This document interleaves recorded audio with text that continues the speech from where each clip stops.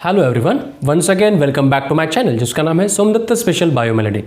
तो आज हम एक नया चैप्टर शुरू करने जा रहे हैं जिसका नाम है इनहेरिटेंस एंड वेरिएशन, राइट। तो अगर ओल्ड सिलेबस की बात करें तो उसमें इसे कहा जाता था जेनेटिक बेसिस ऑफ इनहेरिटेंस। अगर एनसीईआरटी की बात करें तो एनसीईआरटी में जो 7th यूनिट है जेनेटिक्स एंड इवोल्यूशन, उसमें इसे कहा जाता है principle of inheritance and variations, right. तो अब हम स्टार्ट करेंगे inheritance and variation, okay.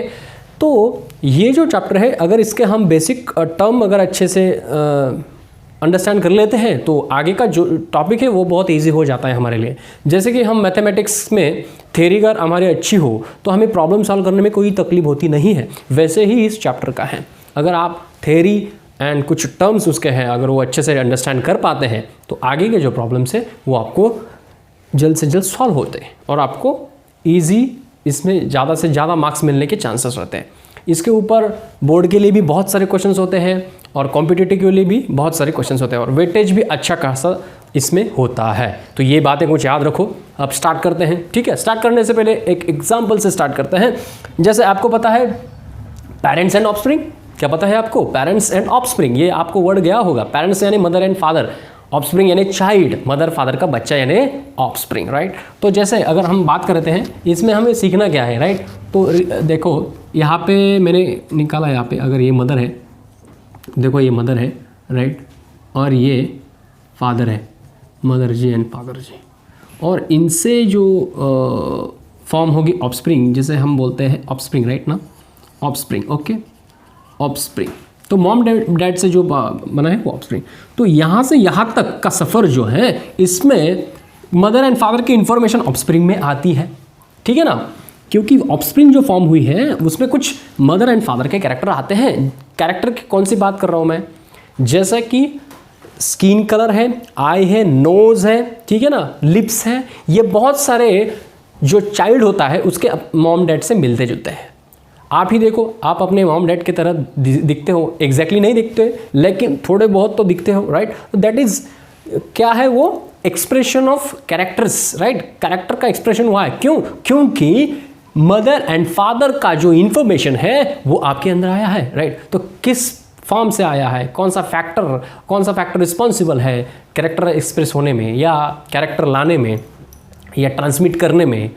Transmission यानी जनरेशन बाय जनरेशन होता रहता है, ये जनरेशन दी फर्स्ट, ओके। तो mother and father after fertilisation what will happen?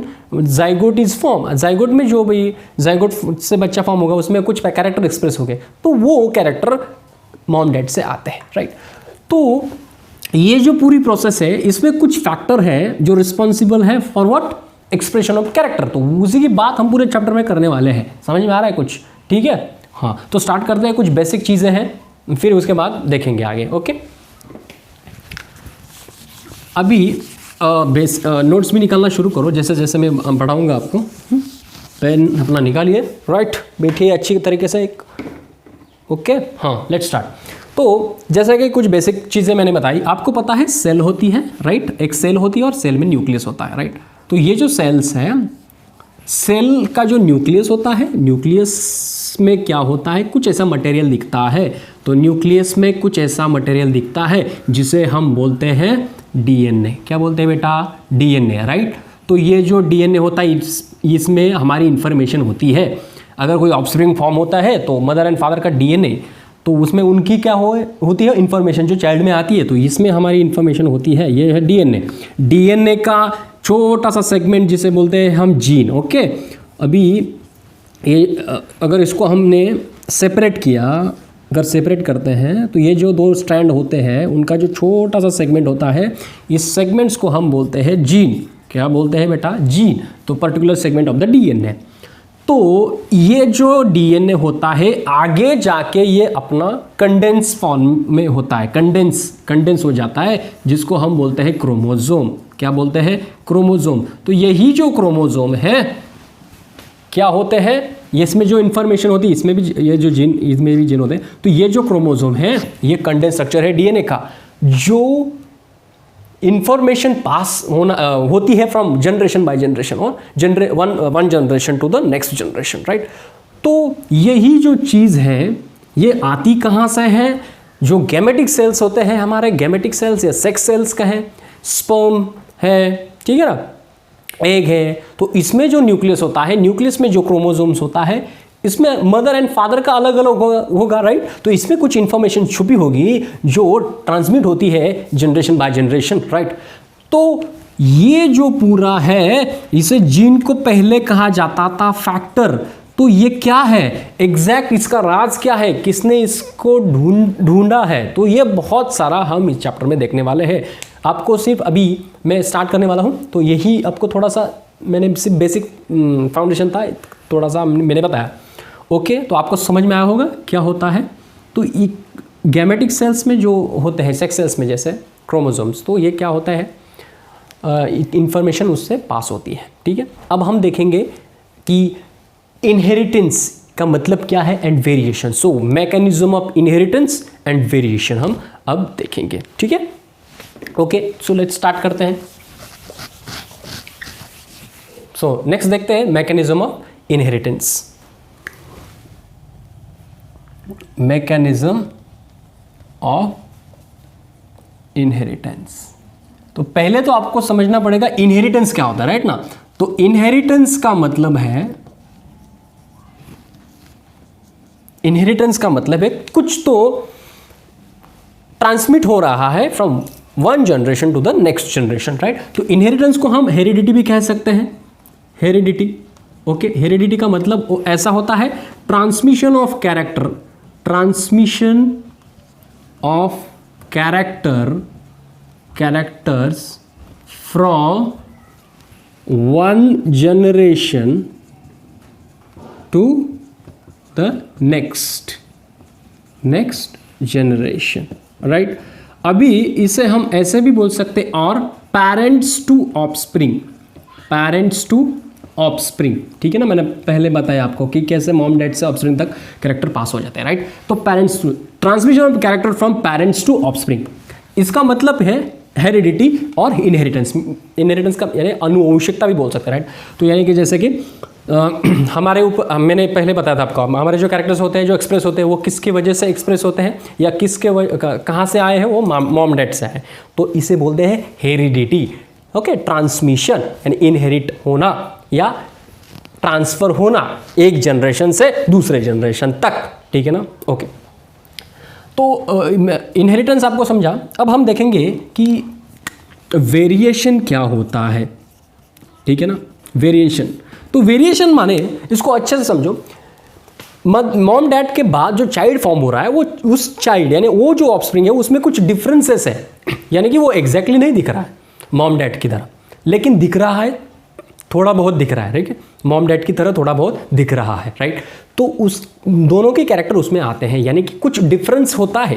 तो डिफरेंस वो इंटरनली भी होता है, यानी जेनेटिकल मेकअप भी डिफरेंस होता है, थोड़ा सा डिफरेंस होता है, और एक्सटर्नल अपीयरेंस उसके वजह से बदलता है, राइट। तो हमारी मॉर्फोलॉजी भी बदलती है, क्यों? क्योंकि जेनेटिक मेकअप चेंज हुआ है। क्यों? क्योंकि दोनों की भी कैरेक्टर हमारे अंदर है, मम्मी के भी है और पापा की भी है। समझ में आ रहा है मैं क्या बोल रहा हूँ? तो वेरिएशन क्या? Differences between parents and offspring. Okay, so variation is what? Degree of differences और differences between parents and offspring. यानी कि ऑफस्प्रिंग में कुछ डिफरेंसेस नजर आते हैं, ठीक है। तो ये जो डिफरेंसेस है इसको बोलेंगे हम वेरिएशन। समझ में आ रहा है? तो ये जो कुछ है ये आपको अच्छे से समझना पड़ेगा। तो इनहेरिटेंस एंड वेरिएशन अगर आपने समझा है तो यहां से एक ब्रांच बनती है जिसे हम बोलते हैं जेनेटिक्स। क्या बोलते हैं? जेनेटिक्स। तो ये जो ब्रांच है जेनेटिक्स, ठीक है। तो जेनेटिक्स को हम कहते हैं, it deals with the study of, देखो, it is the branch of biology, it is a branch of biology, okay, deals with the study of heredity या उसे इनहेरिटेंस भी कह सकते हैं। इनहेरिटेंस, हेरिडिटी या इनहेरिटेंस भी कह सकते हैं। Inheritance and variation. तो जिस ब्रांच में इनहेरिटेंस या हेरिडिटी या वेरिएशन का स्टडी किया जाता है उस ब्रांच को बोलते हैं हम जेनेटिक्स। समझ में आ रहा है? जेनेटिक्स क्या है? The study of heredity and variation. ठीक है, तो अब हम बात करेंगे कि इसकी हिस्ट्री क्या है, जेनेटिक्स की हिस्ट्री क्या है, राइट। तो कुछ साइंटिस्ट हैं, को एक साइंटिस्ट था जिन्होंने इसके ऊपर स्टडी किया है, वो भी देखेंगे, राइट। तो यहाँ पे क्या है, जेनेटिक्स के कुछ ब्रांचेस हैं, वो भी आपको समझने पड़ेंगे। ठीक है, उसके ऊपर कुछ चैप्टर है, तो वो ब्रांचेस देखें, आपको समझा है ये, राइट। ओके, अभी जेनेटिक्स के कुछ ब्रांचेस है जिसे आपको समझना होगा बेटा। तो वो जो ब्रांचेस है वो अलग अलग है। ट्रांसमिशन जेनेटिक्स है, देख रहे हैं, और डेफिनेशन अच्छे से लिखी, समझ में आई? ओके, लिखते चले जाओ जैसे जैसे आप। ठीक है, ओके। नेक्स्ट, जेनेटिक्स के कुछ ब्रांचेस हैं। जेनेटिक्स, तो इसके कुछ ब्रांचेस हैं। फर्स्ट जो है ट्रांसमिशन जेनेटिक्स बोलते हैं इसे, ट्रांसमिशन जेनेटिक्स, इसको याद रखो। हाँ, ट्रांसमिशन जेनेटिक्स। ओके, ये रही पहली जो ब्रांच है। उसके बाद मॉलिक्यूलर जेनेटिक्स, मॉलिक्यूलर जेनेटिक्स, समझ में आ रहा है? और तीसरी जो है वो है population genetic, population genetics, right. हाँ, नाम में ही पता चल रहा है आपको। अगर ये ट्रांसमिशन जेनेटिक्स है तो यहाँ पे क्या होगा, इसमें क्या स्टडी किया जाता होगा, राइट। समझ में आ रहा है? तो यहाँ पे it deals with the transmission of gene from one generation to the next generation। समझ में आ रहा है मैं क्या बोल रहा हूं? ओके, तो यहाँ पे जीन का ट्रांसमिशन हो रहा है from one generation to the next generation, right. तो जीन क्या है, व्हाटएवर, ये बहुत आगे है, ठीक है, देखने ही वाले हैं। तो जीन का ट्रांसफर होता है एक जनरेशन से, तो इस ब्रांच को बोलते हैं हम ट्रांसमिशन जेनेटिक्स। ओके, उसके बाद मॉलिक्यूलर जेनेटिक्स आता है। तो मॉलिक्यूलर जेनेटिक्स में जो सिखाया जाता है या स्टडी किया जाता है वो क्या है, सिंपल है, study of structure and function of gene at molecular level. Molecular level यानी कि यहाँ पे जीन का, यहाँ पे सिर्फ ट्रांसमिशन दिखा, और यहाँ पे अभी हम क्या देखने वाले, जीन का स्ट्रक्चर एंड फंक्शन स्टडी करने वाले। यानी कि हमारा जो सेकंड चैप्टर है, जैसे हम बोलते हैं मॉलिक्यूलर बेसिस ऑफ इनहेरिटेंस, तो वहाँ पे हम मॉलिक्यूलर लेवल तक का इसका स्टडी करेंगे, किसका, जीन का, राइट। तो वहाँ पे फोर्थ चैप्टर है, आगे का है। तो मॉलिक्यूलर जेनेटिक्स क्या बोलते हैं हम, जिसमें किसका स्टडी किया जाता है, it deals with the structure and function of gene at molecular level, right. Next, population genetics. यहाँ पे पॉपुलेशन जेनेटिक्स में आता है ये रिलेटेड टू द इवोल्यूशन, यानी कि जो भी मेंडल्स के लॉज है उस लॉज को अप्लाई किया जाता है इवोल्यूशन में, राइट। तो application of laws, application of Mendel's laws to population genetics. Okay, समझ में आ रहा है कुछ मैं क्या बोल रहा हूँ, राइट। तो ये कुछ ब्रांचेस हैं, ये आपको थोड़ी याद रखनी पड़ेगी। फर्स्ट है transmission genetics, molecular genetics and population genetics. तो ये कुछ, अब हम देखेंगे हिस्ट्री, राइट। आपको समझ में आए होंगे, राइट। तो हिस्ट्री क्या है कि साइंटिस्ट है, फादर ऑफ जेनेटिक्स कौन है, अभी हम देखेंगे, राइट। और हम नेक्स्ट देखेंगे हिस्ट्री। अभी ओल्ड सिलेबस की अगर बात करें तो ओल्ड सिलेबस में बहुत सारी हिस्ट्री थी, लेकिन अब न्यू सिलेबस में उन्होंने हिस्ट्री बहुत कम कर दी गई है। फिर भी हम हिस्ट्री देखने वाले हैं क्योंकि बहुत सारा वर्क साइंटिस्ट करते हैं, तो देखेंगे, थोड़ा बहुत तो देखेंगे। तो फादर ऑफ जेनेटिक्स इसमें है, फादर ऑफ जेनेटिक्स, राइट। तो फादर ऑफ जेनेटिक्स जो है, जिनका नाम है Gregor John Mendel, Gregor John Mendel, Mendel, बोलो ग्रेगर जॉन मेंडल। ओके, तो मेंडल जी को अच्छी तरीके से याद रखो, 1822 टू 1884 उनकी बर्थ डेट है, राइट। 1822 और डेथ हुई थी 1884 में। तो इन्हें कहा जाता है फादर ऑफ जेनेटिक्स। तो यहाँ पे क्वेश्चन ऐसा होता है कि इन्हें क्यों फादर ऑफ जेनेटिक्स कहा जाता है? तो this scientist gave accurate explanation for mechanism of inheritance by using hybridization technique, right? उसके वजह से इन्हें फादर ऑफ जेनेटिक्स कहा जाता है। सो Mendel gave accurate explanation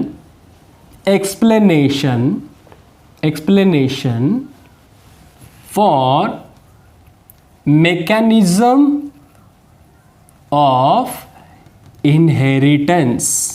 Okay, mechanism of inheritance by using hybridization technique. Okay, technique, ये hybridization technique के use करके उन्होंने एक मैकेनिज्म जो इनहेरिटेंस का था, ठीक है ना, हेरिडिटी का था, transmission of character from one generation to the next generation, यानी कि ये ऐसे बोलते थे समथिंग जो पास हो रहा है एक जनरेशन से लेकर दूसरे जनरेशन तक, जिसे ये फैक्टर बोलते थे, ठीक है ना। देखते हैं अभी हिस्ट्री, थोड़ा सा उनका हिस्ट्री देखते हैं, राइट। तो उनका जन्म जो हुआ था 2 जुलाई 1822 में हुआ था मोराविया, ओके, विलेज जो ऑस्ट्रिया, उसमें उनका जन्म हुआ था। तो हुआ क्या था, देखो, ये इनके जो फादर है पीजेंट फार्मर थे। क्या पीजेंट फार्मर, इसका अर्थ ऐसा है कि बहुत ही गरीब किसान थे, और वो जो मेंडल जी थे उन्हें पहले से ही प्लांट ब्रीडिंग का शौक था या प्लांट ब्रीडिंग में रुचि थी, राइट। तो फादर भी खेती बाड़ी करते थे, और वहाँ पे कुछ एनिमल हस्बेंड्री भी फादर जानते थे। तो वहाँ से लेके उन्हें हौले हौले उसका थोड़ा सा नॉलेज मिलने लगा, यानी कि उन्होंने फिर जब उनका ग्रेजुएशन हो गया तो आफ्टर ग्रेजुएशन उन्होंने क्या किया कि कुछ नेचुरल साइंस फिजिक्स मैथमेटिक्स में उन्होंने स्टडी किया, और एज जो ब्रून में मॉनेस्ट्री है, राइट, तो मॉनेस्ट्री में एज अ प्रिस्ट और टीचर वहाँ पे वो काम करते थे। प्रिस्ट यानी जैसे कि चर्च में जैसे पादरी होते, राइट, वहाँ वैसे, राइट। तो वहाँ पे वो क्या करने लगे, वो काम करने लगे, और वहाँ पे उन्होंने कुछ हाइब्रिडाइजेशन टेक्निक का वर्क किया, प्लांट ब्रीडिंग। तो फर्स्ट उन्होंने जो वर्क किया था, जो प्लांट था, अभी देखेंगे हम, 1856 में वर्क शुरू करना स्टार्ट किया, और 1856 में उन्होंने वर्क किया था पाइसम सटाइवम के ऊपर। Pisum sativum, okay, Pisum sativum का मतलब है बेटा, क्या मालूम है?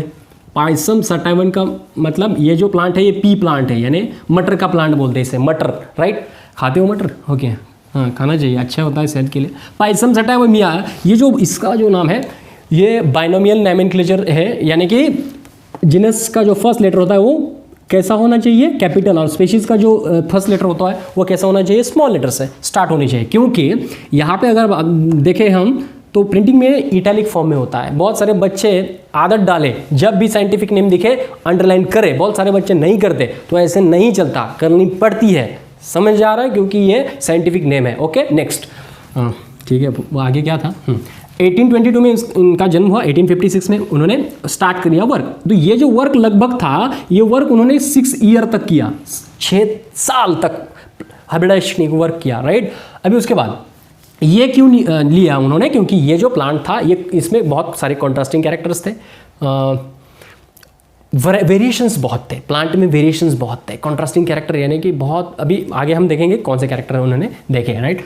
तो अभी देखिए नेक्स्ट, 1865 में उन्होंने एक, जब वर्क करते थे तो आफ्टर वर्क उन्होंने उनके वर्क को नाम दिया, यानी कि जो एक्सपेरिमेंट था उसका टाइटल था एक्सपेरिमेंट इन प्लांट हाइब्रिडाइजेशन।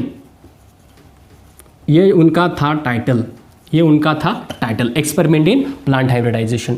तो ये जो है ना, इन्होंने ये वर्क पब्लिश किया 66 में, जर्नल में पब्लिश किया, ठीक है ना। तो ये जर्नल जो था वो था annual proceedings of natural society. इसके ऊपर क्वेश्चन आता है, बहुत बार आ चुका है, लेकिन अभी ओल्ड सिलेबस में हिस्ट्री थोड़ी कम कर दिए गए, मालूम नहीं आएगा नहीं, लेकिन आएगा, ठीक है। तो एक्सपेरिमेंट इन प्लांट हाइब्रिडाइजेशन ये उनका टाइटल था, और 1866 में उन्होंने जर्नल में पब्लिश किया जिसका नाम था annual proceedings of natural society, right. फिर भी इनके वर्क को नज़रअंदाज कर दिया गया, यानी अननोटिस कर दिया गया। इसका कारण था कि उन्होंने जो वर्क किया था वो एक लोकल जर्नल में पब्लिश किया था, ठीक है। और तब के समय ना माइटोसिस की जो पता था, ना मियोसिस की कुछ डिस्कवरी हो चुकी थी, ना किसी को जीन पता था, ना डीएनए पता था, ना इतना एडवांस रिसर्च उस समय हुआ नहीं था। फिर भी उन्होंने बताया था समथिंग, कुछ तो ट्रांसमिट होता है एक जनरेशन से दूसरे जनरेशन में। तो जो बायोलॉजिस्ट थे उन्हें वो नहीं माने, ठीक है ना, क्योंकि उन्होंने वो लोकल जर्नल में पब्लिश किया था। जब हम किसी हमारे रिसर्च को लोकल जर्नल में पब्लिश करते हैं तो लिमिटेड लोगों तक जाता है। अगर हम उसको इंटरनेशनल रिसर्च पेपर में या इंटरनेशनल जर्नल में पब्लिश करेंगे तो वो बहुत सारे लोगों तक पहुंचता है। तो उन्होंने ऐसा कुछ किया नहीं, ठीक है। तो उसकी वजह से उनके वर्क को अननोटिस कर दिया गया। बट आफ्टर 16 ईयर, यानी कि 16 साल बाद, कुछ साइंटिस्ट थे, 3 साइंटिस्ट थे जिन्होंने इनके वर्क को रीडिस्कवर किया, और रीडिस्कवर के बाद पता चला मेंडल ये तो जीनियस थे, ठीक है। इन्होंने ऑलरेडी जो इनहेरिटेंस का मैकेनिज्म वहाँ पे ही समझाया था, ठीक है। तो उसकी वजह से इन्हें कहा जाता है फादर ऑफ जेनेटिक्स, राइट। तो ये जो 3 साइंटिस्ट थे उन्होंने इनके वर्क को रीडिस्कवर किया बेटा। तो इसको अच्छे से देखो, ये जो है ना 1900 में 3 साइंटिस्ट थे, ह्यूगो डिवेरिस, right, from Holland, then Carl Correns from what? From here, Germany, and third जो साइंटिस्ट थे वो थे, हाँ, एरिक शर्मैक, ओके। इसको साइंटिस्ट को थोड़ा सा याद रखो, एरिक शर्मैक। तो ये जो थे ये ऑस्ट्रिया से थे, इनकी भी थोड़ी हिस्ट्री है, राइट, क्योंकि इन्होंने रीडिस्कवर किया। ये ह्यूगो डिवेरिस ने क्या किया, पहले जो उनके रिसर्च पेपर थे वो निकाले ह्यूगो डिवेरिस ने, और उसको पब्लिश किया फ्लोरा रहती है ना, फ्लोरा में उन्होंने क्या किया, पब्लिश किया। ह्यूगो डिवेरिस ने क्या किया, फ्लोरा में उसे पब्लिश किया, ठीक है ना, जिसमें पूरा प्लांट का स्टडी किया जाता है, राइट। और कार्ल कॉरेंस ने कुछ जो लॉज है, राइट, तो लॉज वो डिस्कवर करने में मदद की, ठीक है। तो नॉट डिस्कवर, तो कार्ल कॉरेंस ने उनके जो लॉज थे, इनहेरिटेंस के लॉज, तो उनको थोड़ा सा देखा और वो उसके ऊपर थोड़ा वर्क किया, राइट। और उन्होंने बताया कि जब जो ग्रेगर मेंडल्स कह रहे थे वो सही है, राइट। तो कुछ पॉस्टुलेट्स दिए उन्होंने, कुछ लॉज दिए, राइट। तो ये तीनों साइंटिस्ट थे, इन्होंने मेंडल का वर्क रीडिस्कवर किया, और उसके बाद जब यानी कि बहुत सालों बाद माइटोसिस मियोसिस की डिस्कवरी हुई, और जब माइटोसिस मियोसिस पता चला लोगों को, तब लोगों को रियलाइज़ हुआ कि नहीं, ये जो साइंटिस्ट थे इन्होंने पहले ही बताया था कि फैक्टर जो होते हैं, कुछ तो समथिंग जिसे फैक्टर कहते हैं, वो एक जनरेशन से दूसरे जनरेशन तक पास होते रहते हैं, राइट। तो अब हम देखेंगे कि इनके वर्क को, ये जो वर्क था, इनके सक्सेस का राज क्या है, ठीक है ना। तो अब हम देखेंगे reason for Mendel success. Mendel ji के सक्सेस का रीज़न क्या है, तो हम देखेंगे जो उन्होंने एक्सपेरिमेंट किया था वो केयरफुली प्लान था, और बहुत सारे सैंपल्स उन्होंने लिए थे। ऐसे नहीं किया थोड़े से सैंपल लिया और उसमें ही एक्सपेरिमेंट किया, 6 साल लगे, तो कुछ ना कुछ उन्होंने केयरफुली प्लान तो किया होगा।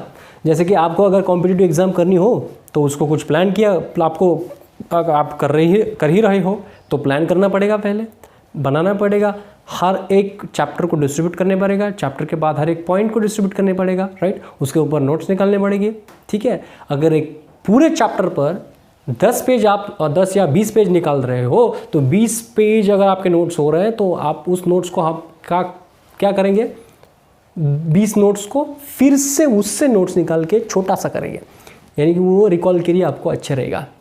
ठीक है ना। तो देखो ये तो बातें होती रहेगी। तो मैंने क्या कहा, उन्होंने क्या किया था, केयरफुली प्लान किया था, राइट। तो केयरफुली प्लान किया, यानी वो नेक्स्ट देखते हैं हम। ठीक है, carefully plan, carefully plan. Second, उन्होंने लार्ज सैंपल लिया था, लार्ज सैंपल। और थर्ड जो है उन्होंने कंसिडर किए थे, कंसिडर 7 कॉन्ट्रास्टिंग कैरेक्टर। ठीक है, तो क्या मतलब है कॉन्ट्रास्टिंग का, कॉन्ट्रास्ट मैं दिख रहा हूँ आपको। तो ये ब्लैक एंड ये वाइट क्या हुआ, पूरा कॉन्ट्रास्ट। तो इसे बोलते हैं हम contrasting character.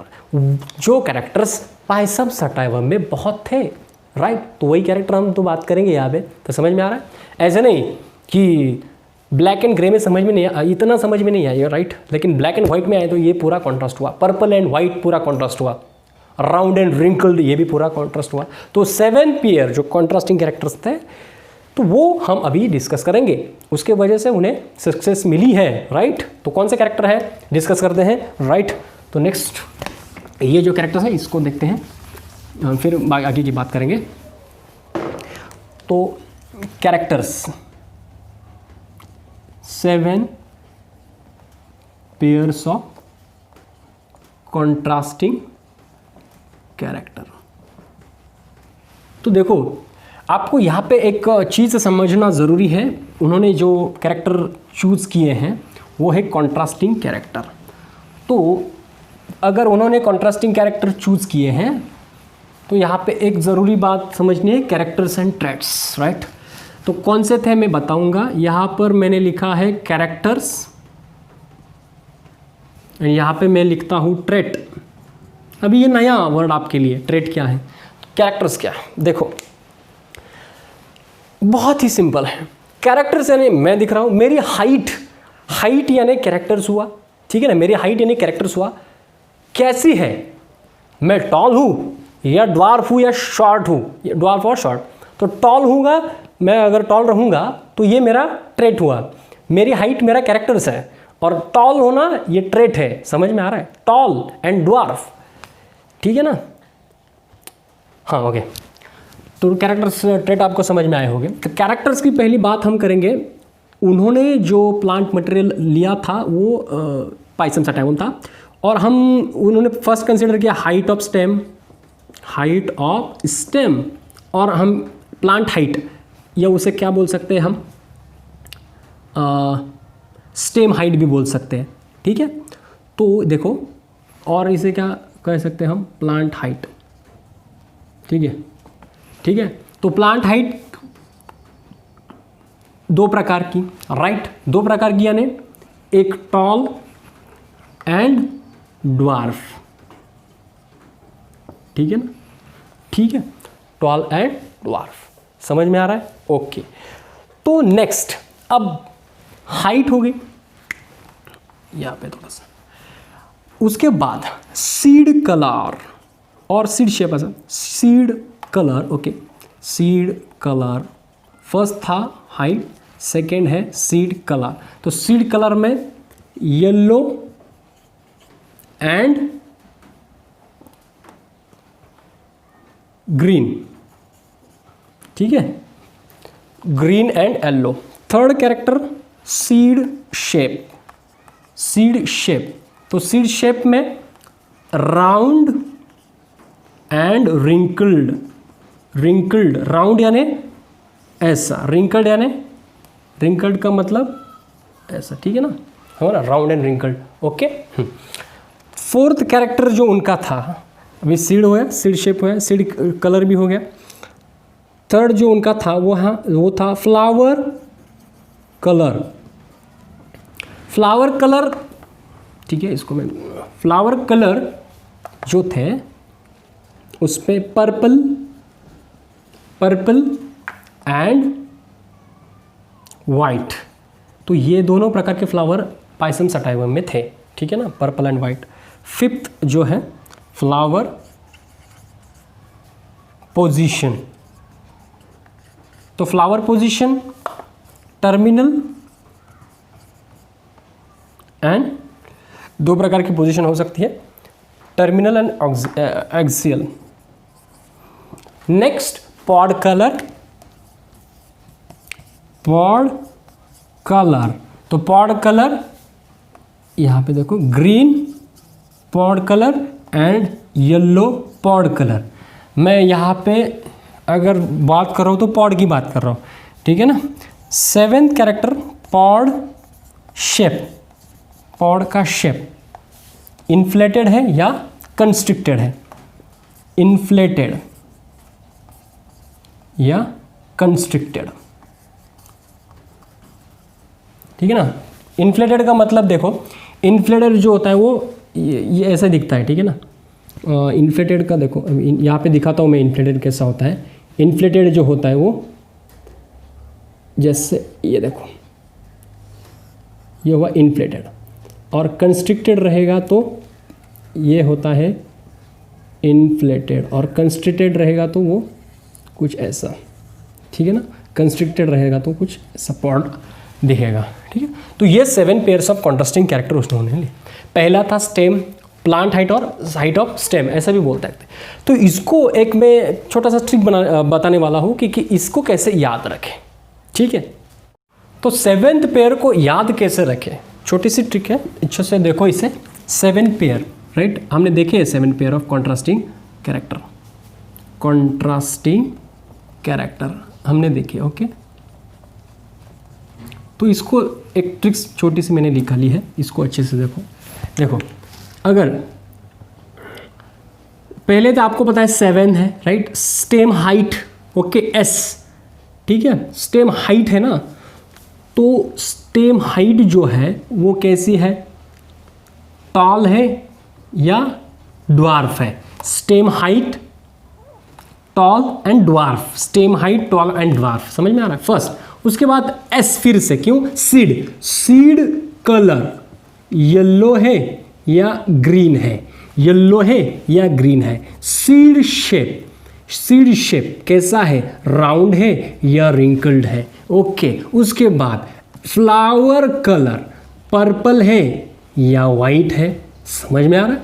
Next flower location, flower location, L माने लोकेशन, लोकेशन कैसा है, यहाँ पे टर्मिनल है, सॉरी यहाँ पे देखो टर्मिनल है या एक्सियल है।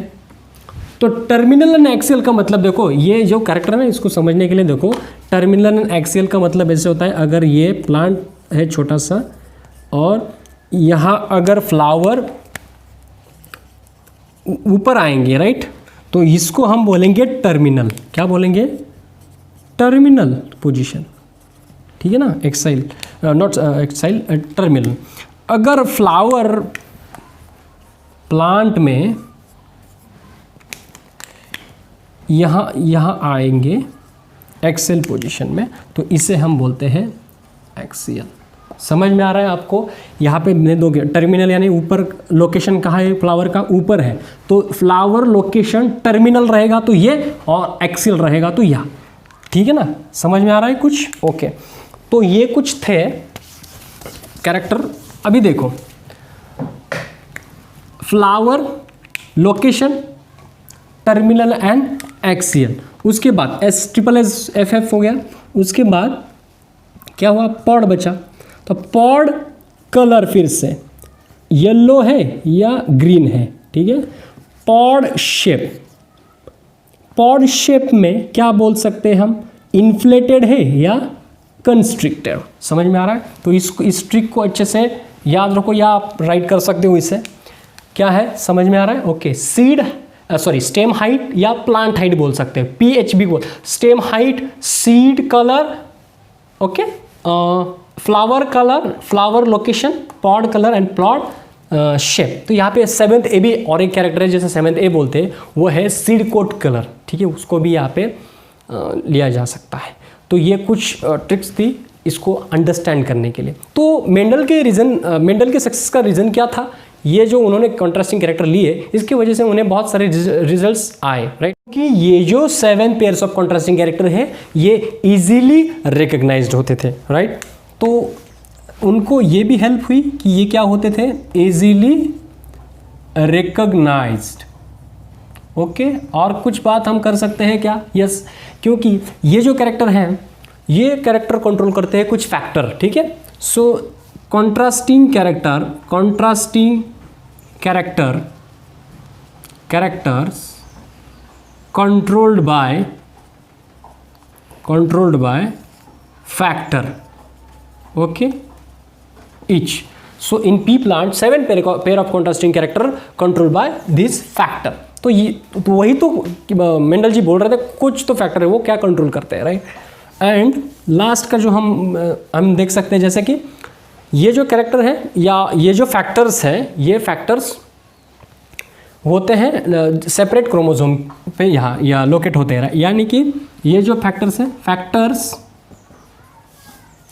Located on separate chromosome, okay, उनकी पोजीशन क्रोमोसोम, ओके, ठीक है।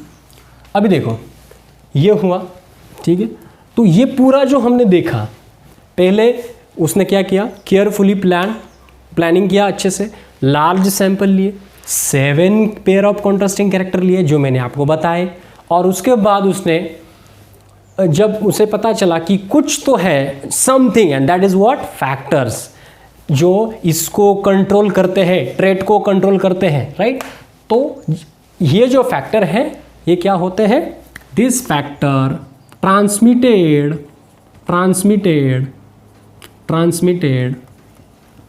from generation to next generation। तो ये था मेंडल की सक्सेस का राज, ओके। तो इसको आप अच्छे से देखो, आपके नोट्स भी यहाँ पर पूरे हो रहे हैं अभी फर्स्ट लेक्चर के। तो इसके बाद हम कुछ टर्म्स देखने वाले हैं, राइट, ओके। तो वो टर्म आपको अच्छे से रीड करने हैं, अंडरस्टैंड करने हैं, और फिर नेक्स्ट मेरा आगे का लेक्चर आपको देखना ही होगा, राइट। तभी आपको वो बेसिक टर्मिनोलॉजीज आपको समझेंगे, ओके। अगर आपको ये समझा हो, अंडरस्टैंड हुआ हो, तो वीडियो को लाइक करें, कमेंट करें, शेयर करें, एंड मैं आपको बताता हूँ सब्सक्राइब करना मत भूलिएगा, क्योंकि जो भी मैं नेक्स्ट लेक्चर लूँगा तो उसकी नोटिफिकेशन आपको जल्दी से जल्दी आ जाए, राइट। तो तब तक के लिए धन्यवाद।